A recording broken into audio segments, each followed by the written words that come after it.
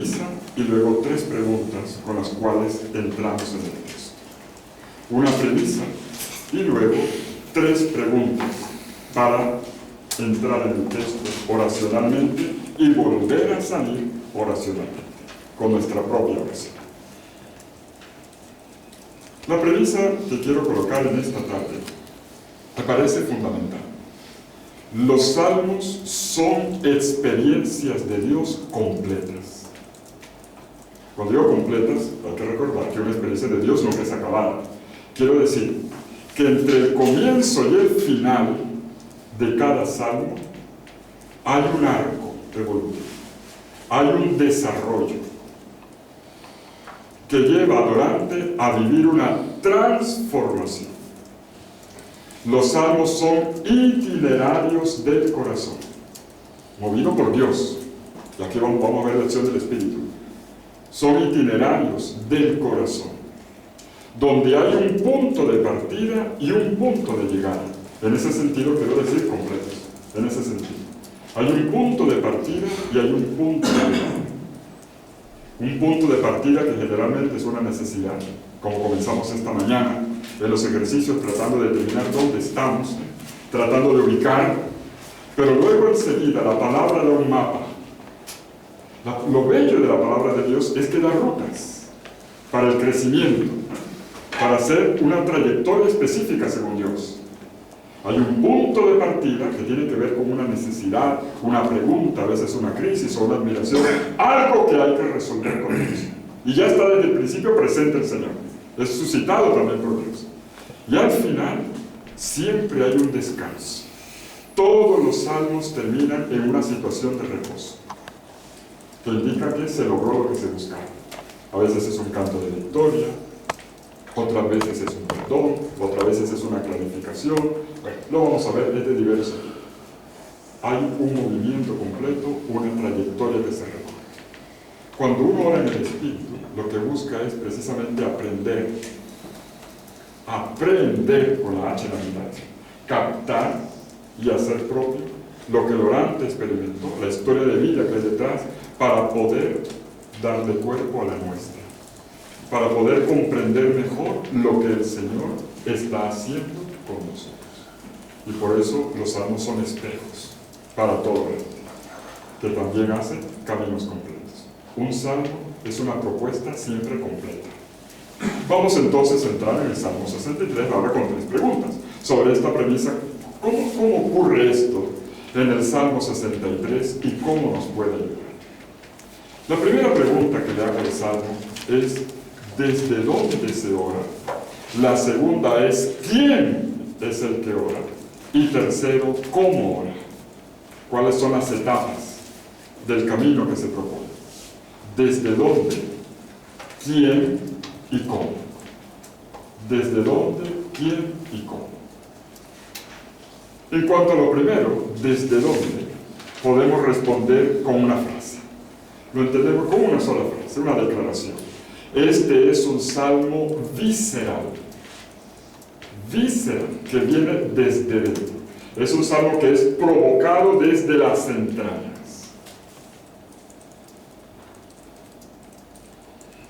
4 veces, si observamos bien en el texto, el orante nos va dando la pista. El orante nos va entregando la pista. 4 veces se repite una palabra hebrea que poco a poco se volvió técnica, que es la palabra nefesh. La palabra nefesh, que ya estaba en el Salmo 121. Él guarda tu nefesh, para decir tu vida. La palabra nefesh es una palabra rica de sentido. Nefesh significa garganta. Garganta. Puesto que por la garganta pasa la columna de aire que mantiene el cuerpo vivo, también se le llama respiración. Es distinto de ruah. En este caso es la respiración humana, biológica, normal. Pero puesto que la vida, la vitalidad, la vida está relacionada con la respiración, no solo con el latido del corazón. La antropología bíblica es muy simple, parte de observaciones elementales. Una persona está viva mientras respira. Hoy podemos decir, bueno, pero hay otras cosas, también la muerte de la corteza cerebral y otras cosas. Pero para la Biblia parte de observaciones elementales. Respirar es sinónimo de estar vivo. El tener el nefesh es sinónimo de vida. Algo por allá que se traduzca también por alma, pero no en el sentido dualista griego, sino en el sentido unitario. Alma en cuanto a estar vivo, en cuanto a ser viviente. Pero puesto que la respiración, y atención con esto, la respiración es termómetro, otra observación muy hebrea, puesto que la respiración es termómetro de la vida interior, también se puede traducir como vitalidad. ¿Cómo está una persona? Eso se sabe por la respiración.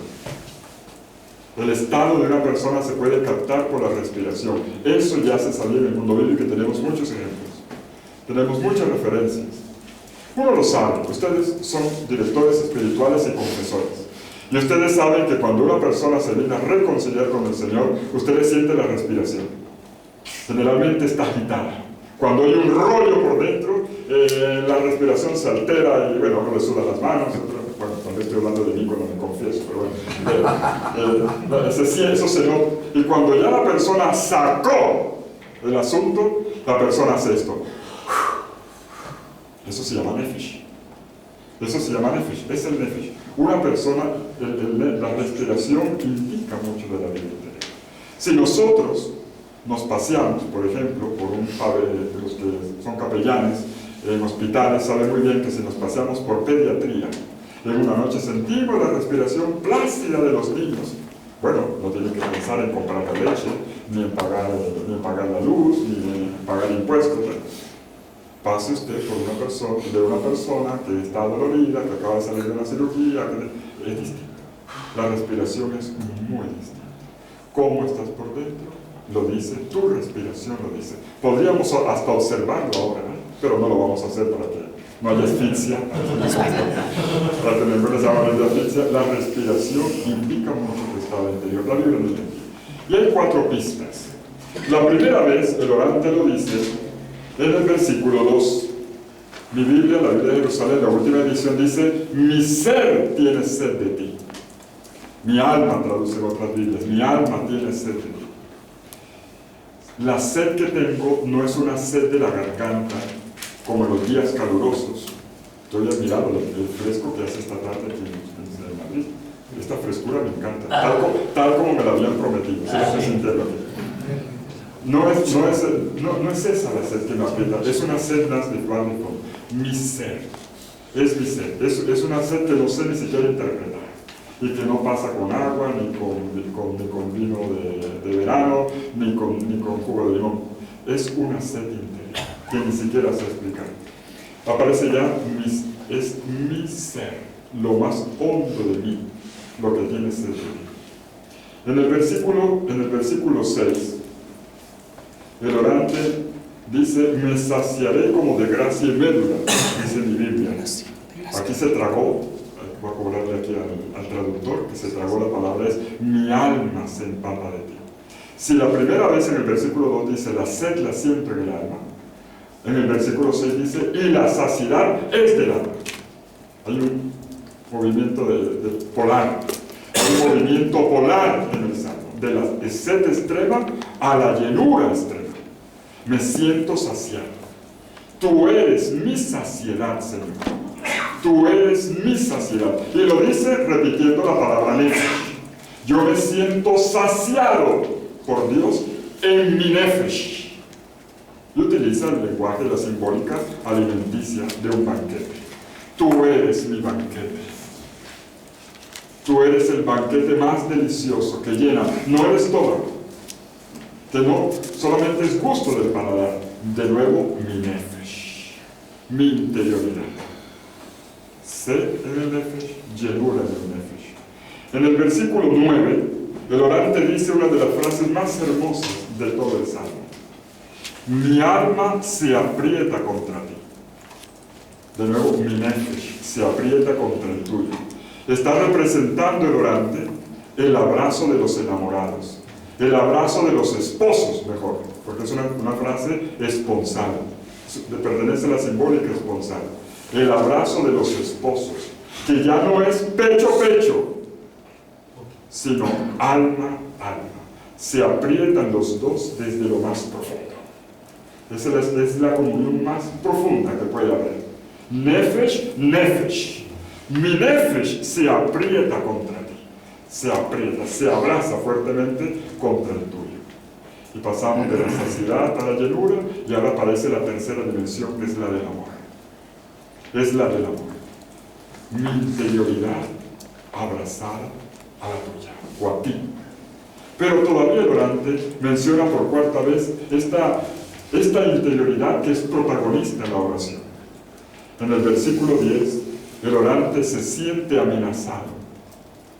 Mi vida está en peligro, como es frecuente en los salmos, la vida amenazada. Mi vida está en peligro. Pero el orante lo dice con relación al nefesh. Mi traducción dice, más los que tratan de acabar conmigo.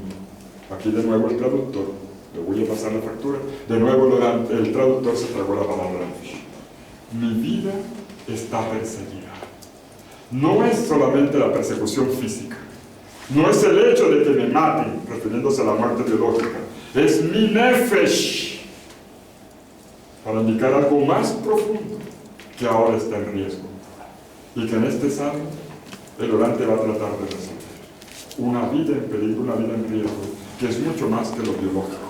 Es una existencia, es una comunión, es un amor, es un proyecto nuevo de Dios en el mundo, lo que está en juego en esta oración.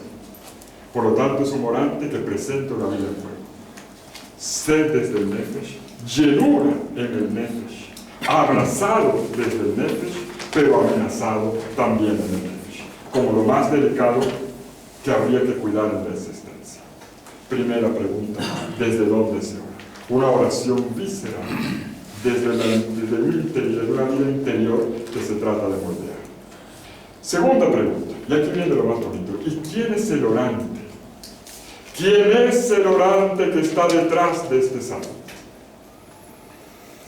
Detrás de cada salmo siempre hay una historia de vida. Los salmos no son composiciones de poetas, orantes, que se sentaron, vamos a escribir una oración y compongamos una oración para el ritual del templo. De hecho, los salmos pertenecían al cantoral del templo. Era el libro de oración del templo de Jerusalén del periodo del segundo templo. Pero los salmos no nacieron de esa manera. Los salmos nacieron de experiencias, de historias de vida. Y tienen siempre detrás, al menos en su origen, antes de universalizarse, convertirse en cifras interpretativas de todo hombre que busca Dios, nacieron de experiencias concretas. ¿Quién es el orante? El Salmo nos da dos pistas. El orante nos da dos pistas. Él se deja ver en dos pistas. Una, en el versículo 12, está dentro del texto. El orante es un rey. El orante es un rey. Por lo tanto, es el responsable de una comunidad. Es el hombre de la alianza. Ese es el sentido del reinado en Israel. Me refiero a la monarquía. Es el garante de la alianza. Y punto de equilibrio de la alianza de Dios con su pueblo. Es el responsable de la comunidad de alianza, del pueblo de Dios. Es el responsable del pueblo de Dios. Por lo tanto, tenemos aquí una persona con grandes responsabilidades, con un pueblo que lleva sobre los hombros y sobre el cual debe responder, que lo ocupa, ¿no? Lo ocupa mentalmente y lo ocupa también en el tiempo, que lo desgasta físicamente. Es el responsable de una comunidad. Pero este hombre, este rey, el responsable de una comunidad, siente que le falta algo. En el versículo 2 hay una segunda pista.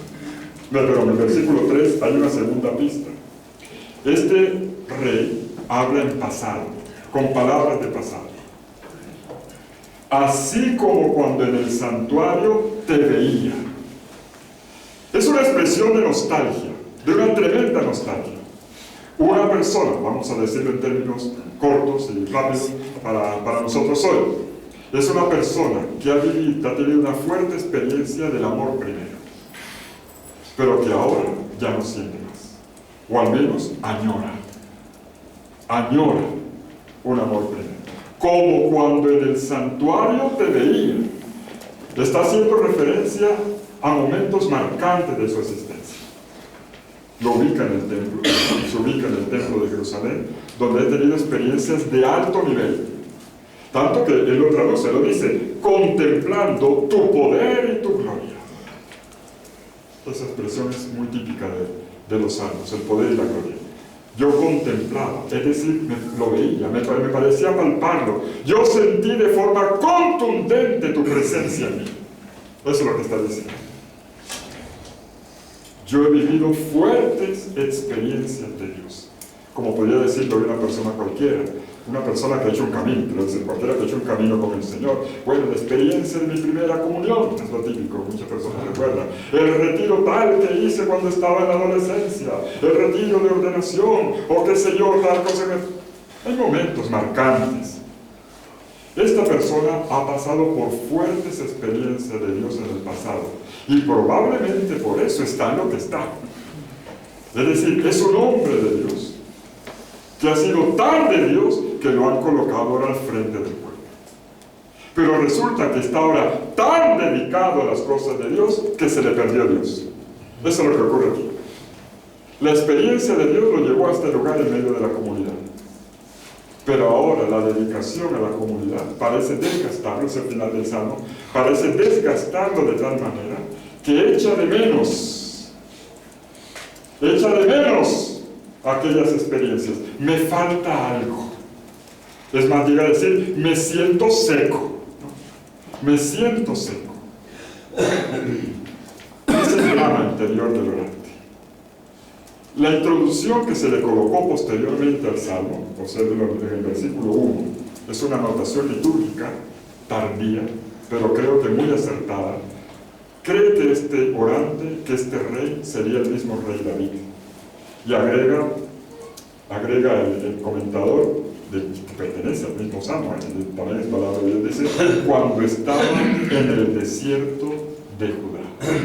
Como si fuera una fotografía de lo que vivió, una fotografía interior, de lo que vivió David cuando era perseguido por el rey Saúl, que le decide matarlo. Estamos en el capítulo ya 22 del primer libro de Samuel, la ascensión al trono de David, que es lenta y muy dolorosa. El rey David tiene que huir, ya se había ido de la corte, gracias a su señora esposa que le amenazó, le avisó de una conspiración. Capítulo 18 del primer libro de Samuel. Luego la cuestión se complica, Jonatán trata de ayudar, peor todavía, y entonces David se va al desierto como un prófugo. Lo curioso es que en medio de la persecución, lo que David clama no es el hecho de que su vida esté amenazada por el rey Saúl, sino que siente necesidad de Dios, y lo coloca en ese momento. El Salmo al final aparece como el Salmo de un rey, de un responsable de la comunidad, que en medio de los combates de cada día siente una añoranza tremenda de Dios. Quiero volver a ese amor perdido. Siento necesidad. Mi mayor necesidad en este momento es esa. Y el orante no va a pedir prosperidad económica, porque mal no le vendría.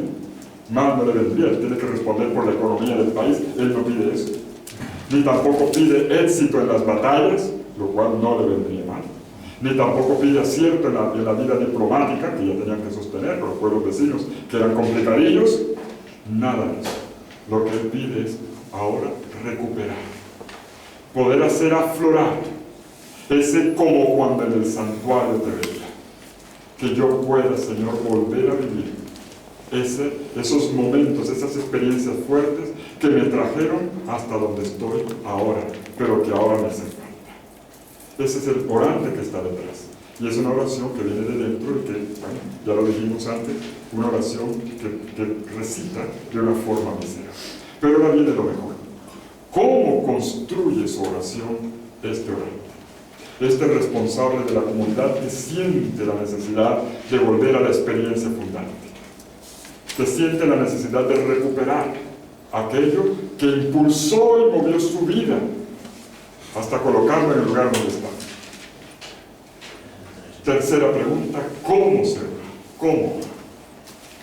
El Salmo coloca un punto de partida. Atención, voy a insistir en esto.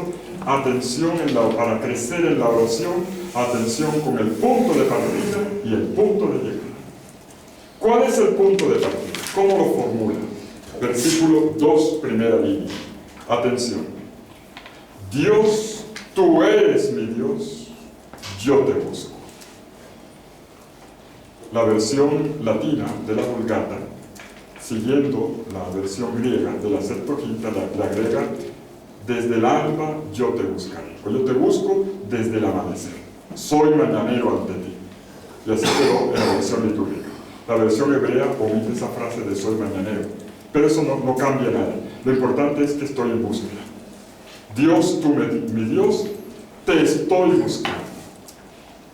Noten una cosa importante, la expresión Dios, tú mi Dios, coloca en el escenario los dos protagonistas de la oración.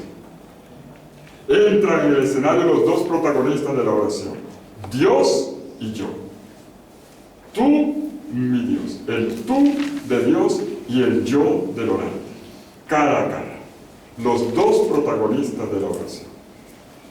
Y el orante dice qué tipo de relación hay entre tú y el yo. El tipo de relación está caracterizada nada más y nada menos que por la fórmula de la alianza.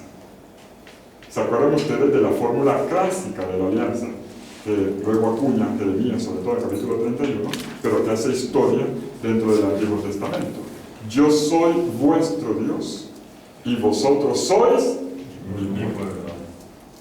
La fórmula de la oración, de la alianza, es importante porque indica cómo se unen los dos. Orar no es simplemente un tú y un yo que se colocan cara a cara. No, es un tú que se hace mío y un yo que se hace tuyo. Hay una mutua entrega.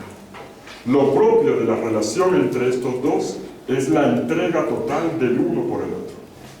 La alianza define una relación esponsal, de entrega y de acogida, de entrega y de acogida, de posesión, pero no de posesividad, de posesión, pero no posesividad. Lo propio de la alianza es ese mío. Tú eres mi Dios. Pues el orante coloca entonces en el horizonte la fórmula de la alianza. Dios ha hecho una alianza con el pueblo y Él entra en esa alianza. Tú y yo nos hacemos tuyo y mío. Tú eres mi Dios y mi vida se hace tuya. Pero vuelvan a observar la frase, vuelvan a mirar. En el versículo 1 no dice todo eso. El orante coloca la fórmula de la alianza incompleta.